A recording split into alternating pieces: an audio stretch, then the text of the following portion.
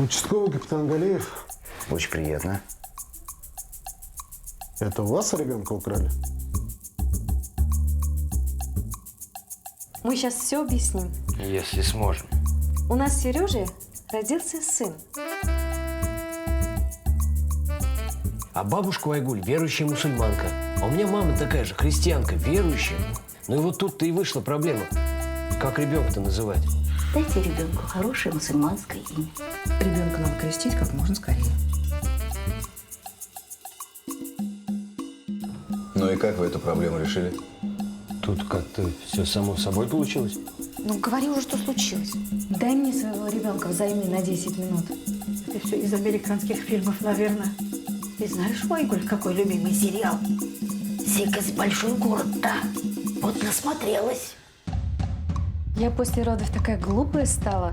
Ты и раньше, Жанна. Абдул Абрамджан Педро Сергеевич Щербаков. А она селедку с утра съела. Вот молоко теперь рыба и пахнет. Айгуль двойню родила, что ли? То на папу похож, то на маму. То вообще неизвестно кого. Любовница мужа моей внучки ребенка подменил. По моим подсчетам, у нас на одного ребенка больше. Сумасшедший дом, я так понимаю? Это самая странная история в моей практике. В моей тоже.